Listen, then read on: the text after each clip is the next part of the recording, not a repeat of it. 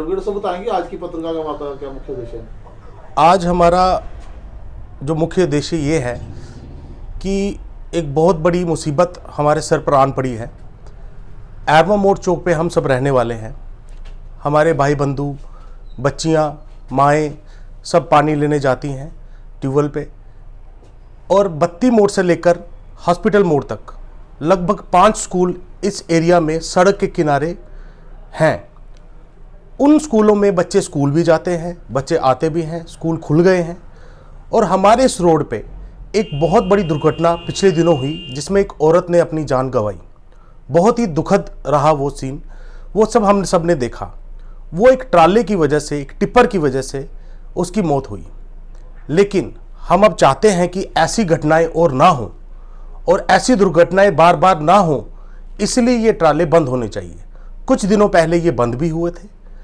प्रशासन ने थोड़ा बहुत एक्शन लिया, लेकिन अब फिर कुछ दिनों से हम देख रहे हैं कि टनों के टन माल इनमें लोड होके इस छोटे से रोड में आता है। ये रोड रिहायशी एरिया है, यहाँ पर लोग सड़क किनारे रहते हैं, छोटे छोटे बच्चे सड़क क्रॉस करते हैं।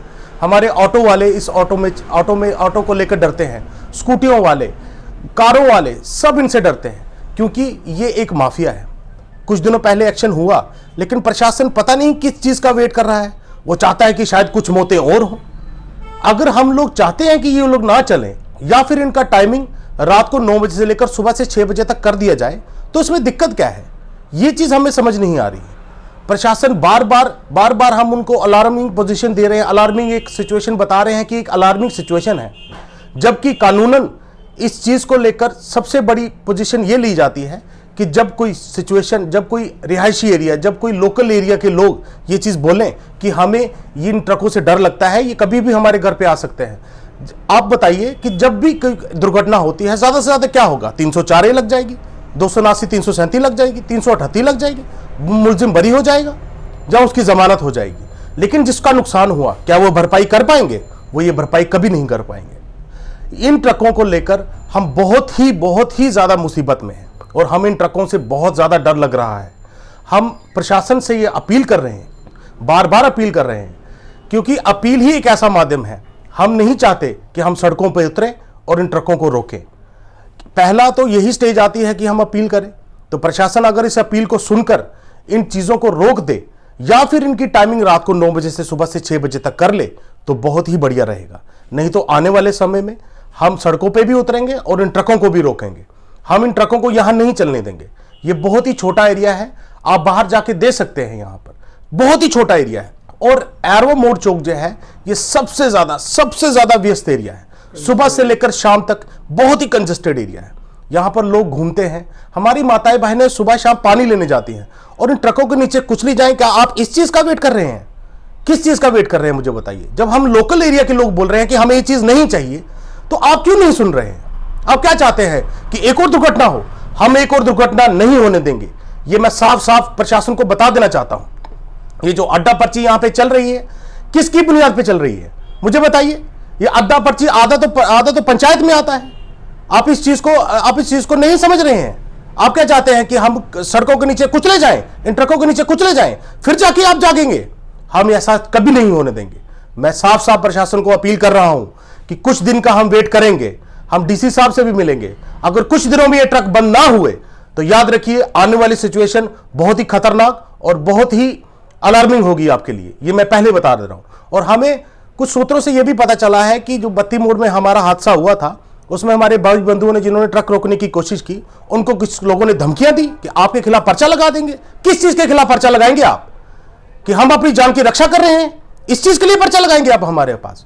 हम अपनी जान की रक्षा करके रहेंगे।